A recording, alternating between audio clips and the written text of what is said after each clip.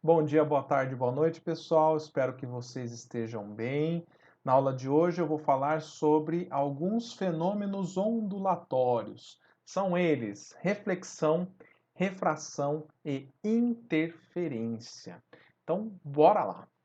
Relembrando um pouquinho sobre o que nós estudamos sobre as ondas, nós vimos que uma onda nada mais é do que uma oscilação que se propaga pelo espaço, transportando energia, mas sem o transporte de matéria. E nós vimos também, que através dessas e de outras animações, para facilitar o entendimento, que a matéria, no caso a corda aí da primeira animação e o ar na segunda animação, a gente percebe que as partículas oscilam durante a propagação do pulso, mas elas retornam à posição inicial. Então aí fica claro que a energia está se propagando pelo meio, sem transportar a matéria, tá? E para uma onda, que é uma sequência de pulsos, que aí a gente só está vendo um pulso. Uma onda é uma sequência desses pulsos, e o mesmo ocorre, beleza? Nós vimos também a equação fundamental da ondulatória, que diz que a velocidade de propagação da onda ela é igual ao produto entre o comprimento de onda vezes a frequência de oscilação da onda, tá? Não se esqueça que a velocidade não depende nem da frequência e nem do comprimento de onda. Ela depende do meio pelo qual ela está se propagando, tá? Então isso é um detalhe importante. No caso das cordas, a gente viu uma relação que a velocidade é raiz da força de tensão na corda dividido pela densidade linear da corda. Então não se esqueça disso, ok? Mas vamos lá, né? Na aula de hoje a gente vai então estudar esses três fenômenos ondulatórios, tá? Que podem ocorrer nas diversas formas das ondas que nós estudamos na aula passada, E hoje nós vamos ver apenas nos casos unidimensionais. E aí na próxima aula a gente vai generalizar, beleza? Então vamos começar estudando a reflexão das ondas. Se você produzir um pulso em uma corda com a outra extremidade dela amarrada ou fixa, você vai verificar que esse pulso se reflete. Porém, ele reflete invertido. Ele sofre o que a gente chama na física de inversão de fase, ou seja, a crista que era voltada para cima, agora, depois da reflexão, está voltada para baixo. Tá? Então, isso a gente dá o nome de inversão de fase. E por que, que isso acontece? Porque quando esse pulso atinge a barreira, a corda exerce uma força sobre essa barreira. E pela terceira lei de Newton, a lei da ação e reação, a barreira também faz uma força oposta na corda. Ela vai exercer uma reação na corda que faz, com que esse pulso seja invertido, beleza? Então, generalizando, o mesmo vai ocorrer para uma sequência de pulsos, que é uma onda, certo? Aqui eu estou representando o pulso e não uma onda, tá? Para simplificar o entendimento, mas saiba você que se fosse uma onda completa, o mesmo ocorreria, tá bom? Quando a extremidade é livre, agora a reflexão ela vai acontecer sem a inversão de fase. Ela volta sem, da mesma forma que ela veio, tá? Então, isso quando a extremidade é livre, tá bom? Nesse esquema a gente vê a corda, Uma forma de você ter uma extremidade livre é você enlaçar essa corda em uma guia, Mas deixando ela suficientemente solta, Para ela poder subir e descer de forma livre, tá? Então aí você já sabe que não há inversão de fase nesse processo, tá bom? Outro fenômeno interessante é o que ocorre quando a onda ela passa de um meio para outro, tá? A gente dá o nome desse fenômeno de refração, tá? Então vamos supor que a gente tenha duas cordas ligadas uma na outra e eu gero um pulso na corda A, no ponto A. Veja que a corda azul ela é mais fina, ela é menos densa que a corda vermelha. Tá? Então, o que vai acontecer nesse caso? Quando o pulso atinge a corda vermelha, uma parte desse pulso vai ser transmitido e a outra parte vai ser refletida, como nós estudamos ali atrás, tá? Dado que a corda B é mais densa, o pulso refletido ele vai inverter de fase, tá? Então é como se eu tivesse ali nessa junção das cordas, né, um ponto fixo, uma barreira fixa, tá? O pulso refratado que passa para o outro meio, ele não vai se inverter de fase, ele jamais se inverte, tá? Bom, e além disso, né, no caso de uma onda, que é uma sequência de pulso, né, saiba que a frequência dessa onda não se altera, tá? Porque a frequência está associada à fonte que a gera, tá bom? Então isso é importante. Sobre a velocidade da onda refratada, fica claro aí por meio dessa animação que essa velocidade diminui ao passar para esse meio mais denso, né? Como é que a gente determina isso matematicamente? A gente demonstra isso. Bom, se a gente relembrar da expressão da velocidade para uma corda, a gente vê que ela é inversamente proporcional à raiz quadrada da densidade da corda. Ou seja, quanto maior a densidade da corda, né, ou seja, sua massa por comprimento, a velocidade tem que diminuir, tá? No caso de uma sequência de pulsos, ou seja, uma onda passando de um meio para o outro, uma onda se refratando, uma outra coisa que a gente percebe é que o comprimento de onda vai diminuir também, tá? E como que eu demonstro isso? Como a frequência não muda, né, a gente pode escrever para cada onda que F é V sobre lambda, né, partindo da equação fundamental da ondulatória. Veja aí que para a corda B, como a velocidade diminui, para que o F seja constante, o comprimento de onda dessa onda que está refratada, ela tem que diminuir também. Um outro detalhe interessante aí é que a gente pode combinar essas duas expressões para relacionar V sobre lambda da corda menos densa com a corda mais densa, tá bom?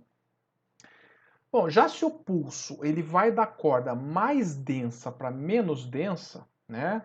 Então a densidade menor vai implicar no aumento da velocidade, tá? Um outro detalhe, como a frequência não se altera, se a velocidade aumenta, o comprimento de onda da onda refratada também aumenta, tá?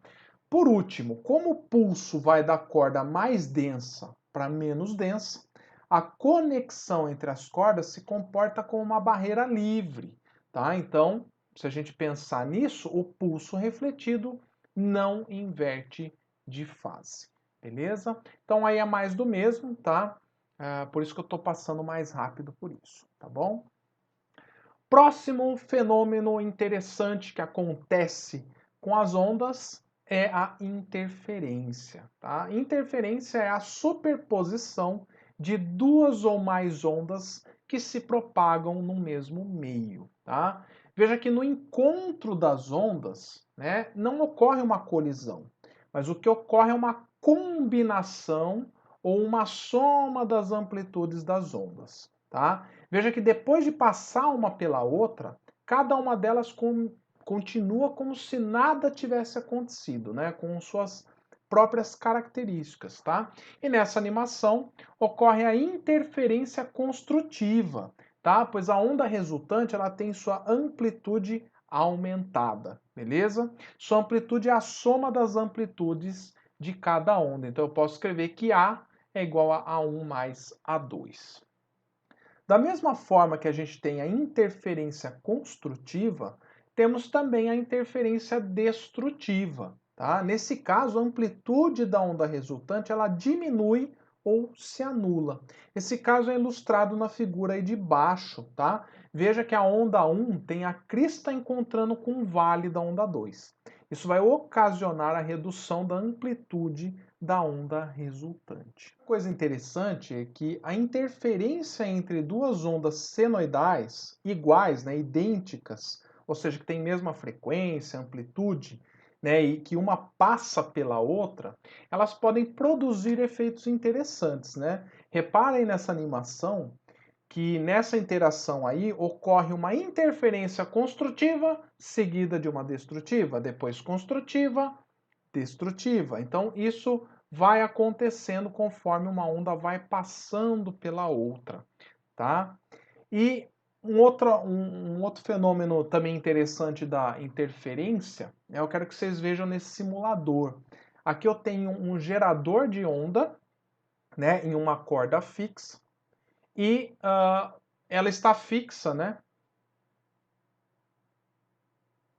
Veja também agora esse simulador, tá? Aqui eu tenho um gerador de onda de um lado, né? E uma corda fixa na outra extremidade direita. Quando eu aciono a simulação, o gerador aí da esquerda ele vai subir e descer, criando uma onda na corda que vai interagir com a barreira fixa, tá? Então eu vou ligar a animação.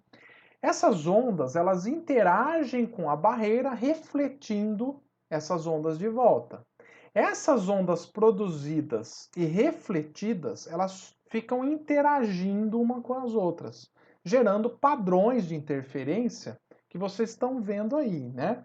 Esses padrões, eles vão depender da frequência do gerador e também das características da corda, o tamanho dela, tensão, densidade, tá? Mas o interessante disso tudo é que para algumas frequências específicas a gente consegue gerar um padrão de interferência que recebe o nome de onda estacionária. Esse não é o caso aí, tá? Esse padrão ele é chamado de onda estacionária porque quando a gente olha para a onda resultante, ela parece não se propagar, né? Que é a onda em preto aí, a última onda, tá? Em outras palavras, a gente pode dizer que essas ondas são aquelas que possuem um padrão de vibração estacionário, tá? E que se formam a partir de uma superposição de duas ondas idênticas, mas que percorrem sentidos opostos, tá? Então esse é o precedente básico, tá?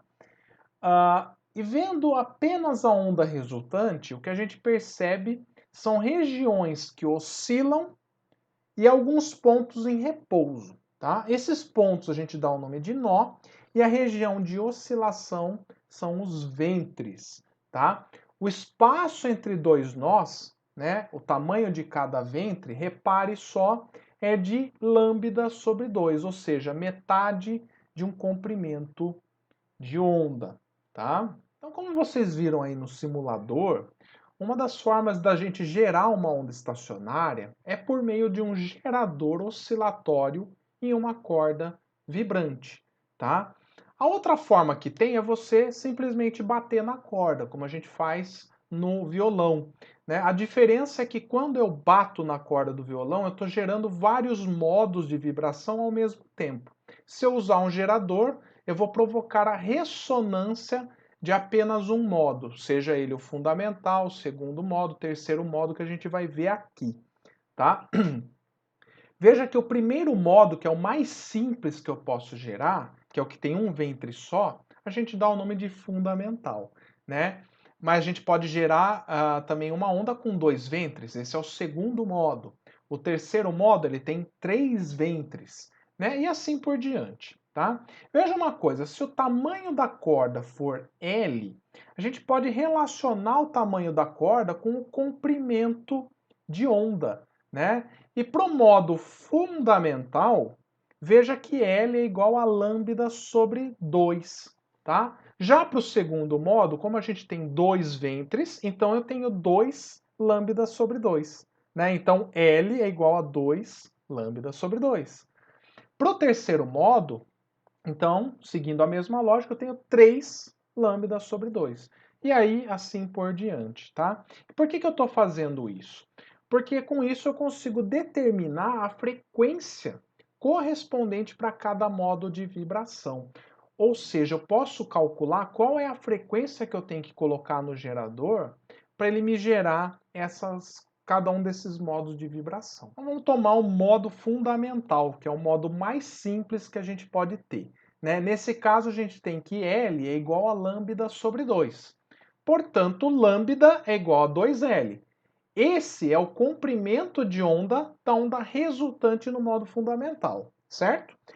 Mas como V é igual a lambda vezes F, a gente pode substituir o comprimento de onda do modo fundamental aí, né? O que nos dá, então, que V é igual a 2L vezes F, e, portanto, a frequência do modo fundamental é F igual a V sobre 2L, tá?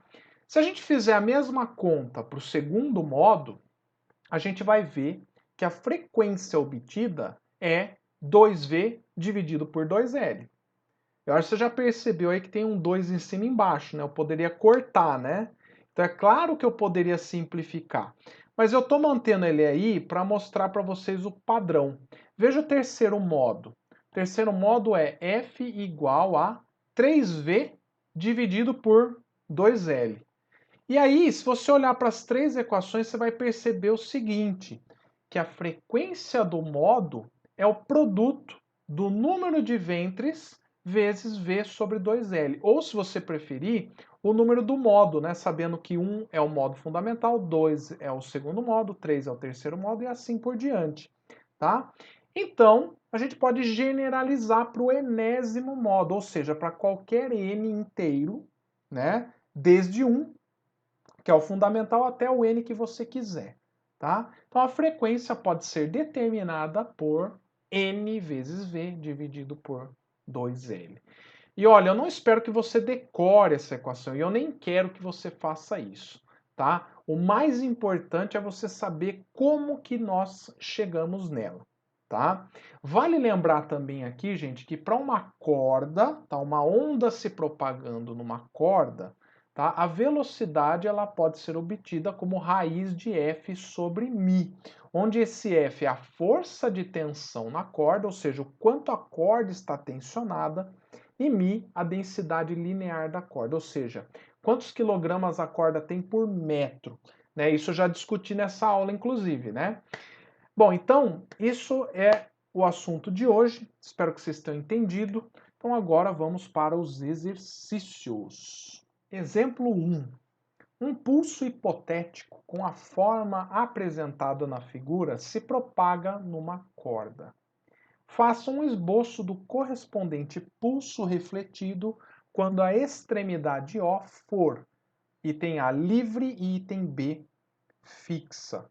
Então vamos lá, que eu tenho um pulso que vai ser refletido primeiro numa extremidade livre, tá? Então o que eu primeiro preciso fazer para determinar o desenho da onda refletida é o seguinte, é que se ela é livre a extremidade, o pulso ele vai retornar sem inversão de fase, tá? E aí para você saber desenhar, você vai fazer o seguinte, esse ponto aqui, ó, é a frente de onda. Ou melhor, como isso aqui é um pulso, eu vou escrever como frente do pulso.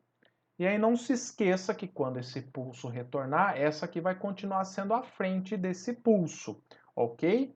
Ou seja, o meu desenho vai ser o seguinte, ó, o pulso refletido sem inversão de fase, ó, vai ser, ó, ele vai ter aqui, essa aqui é a frente, né? Então, ó, um quadradinho na diagonal, agora dois na diagonal assim, e termina assim, e pronto. Então esse aqui é o desenho aí aproximado, né, dessa onda que agora vai estar viajando para a esquerda, ok? Então esse aqui é o desenho do pulso refletido com a extremidade livre.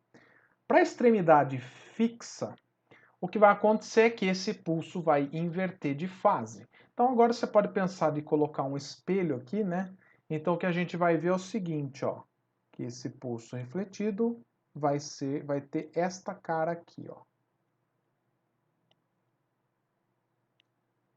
Certo? E aí eu vou pôr em vermelhinho aqui, que esse pulso está caminhando, né, nesse sentido aqui também. Beleza?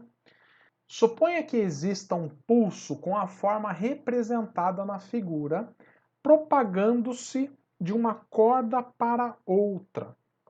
Faça um esboço dos pulsos refletidos e refratados.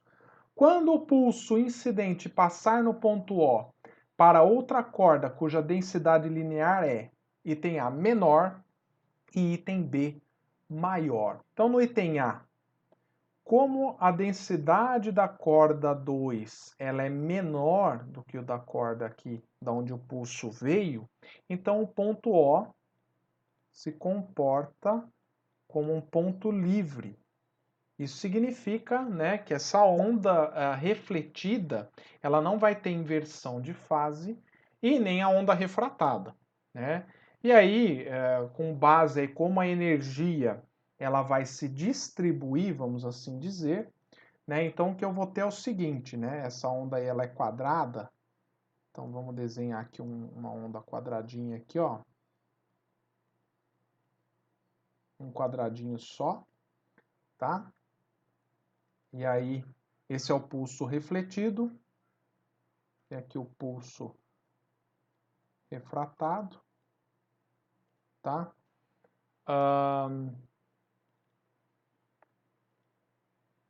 Esse aqui caminhando para a direita e esse aqui para a esquerda, tá? Então eu vou marcar aqui que esse aqui é o refletido,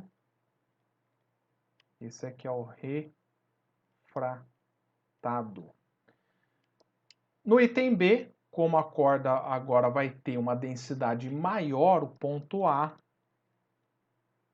desculpa, ele é fixo, se comporta, né, como uma barreira fixa. Isso para o pulso refletido. Então isso significa que ele vai ter inversão de fase, tá? Então o que vai acontecer? A diferença vai ser que esse pulso refletido vai retornar mais ou menos assim, né? E o pulso refratado, esse vai ter a mesma fase, né, do pulso incidente, tá bom? Então essa é mais ou menos a cara, né? Esse aqui é o refratado, caminha para frente, para a direita, esse aqui para esquerda. Certinho? Vamos para o exemplo 3. Uma onda se propaga em uma corda com velocidade de 20 centímetros por segundo e comprimento de onda de 10 centímetros. Ao passar para outra corda de densidade linear menor, a onda refratada se propaga com velocidade de 35 centímetros por segundo. Determine o comprimento de onda da onda refratada. Então aqui, ó, os dados, né, vamos grifar aqui, ó, os dados importantes. Então eu tenho aqui que para a onda incidente, que eu vou chamar de 1, ela tem uma velocidade de 20 centímetros por segundo, tá? E um comprimento de onda de 10 centímetros. Já na corda de densidade menor, né, que é onde a onda vai se refratar, a velocidade aumentou 35 centímetros por segundo. O que ele quer saber é o valor de lambda. Como nós vimos na aula, né, no fenômeno da refração, que é a mudança de meio, o que não muda é a frequência. Tá? Então a frequência na corda 1 vai ser igual à frequência na corda 2. Tá? Se as duas frequências são iguais, F1 é igual a F2, então, sabendo que V é lambda vezes F, então o F é V1 sobre lambda 1 é igual a V2 sobre lambda 2.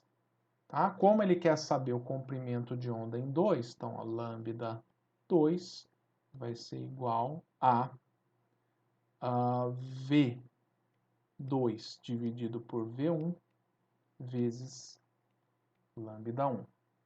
Substituindo os dados, V2 é 35, lambda 1 é 10 e V2, V1 é 20.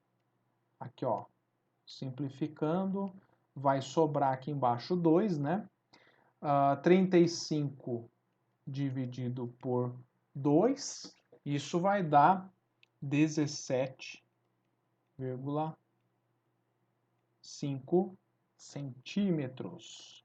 Então, pessoal, esse aqui é o comprimento de onda da onda refratada.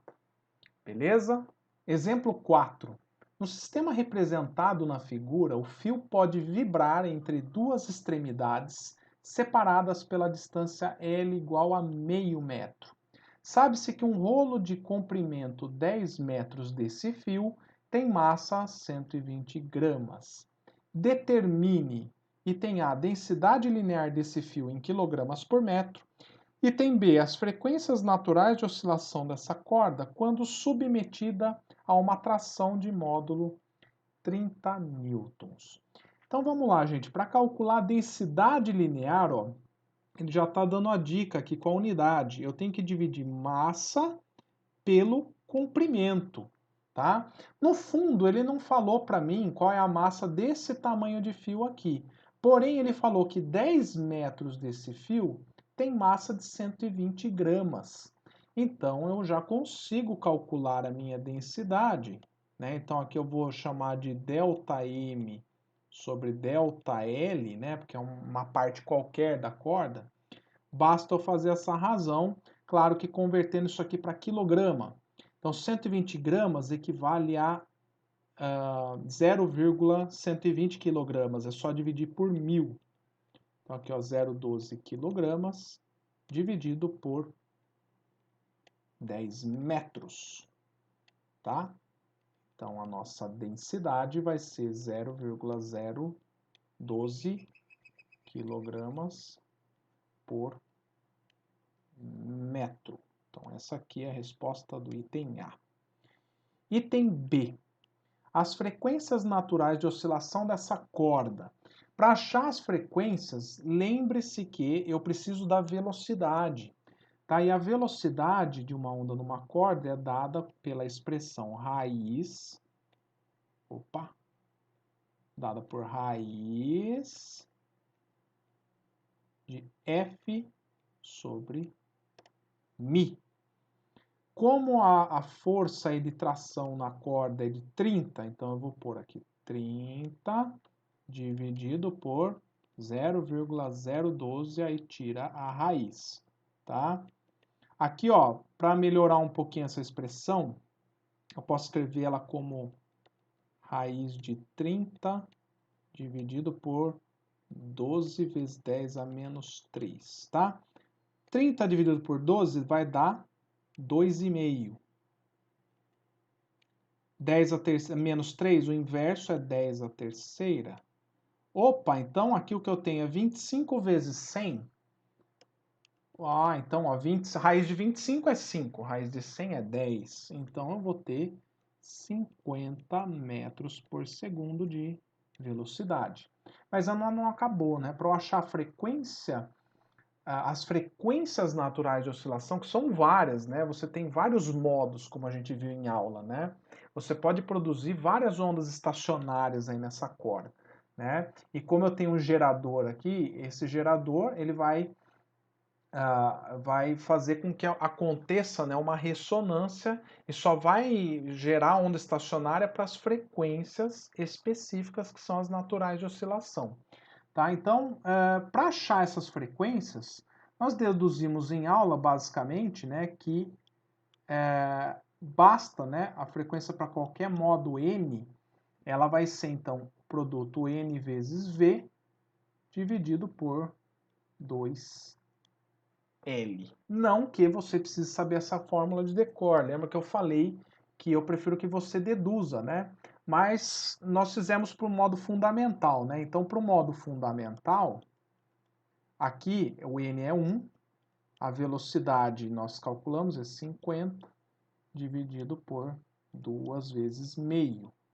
Tá? Então, o que eu vou ter aqui, ó, vai ser sempre 2 vezes meio, vai dar 1, né? Então, aqui o modo fundamental vai ser 50 Hz. Tá? E o segundo modo? Então, esse aqui, ó, primeiro modo.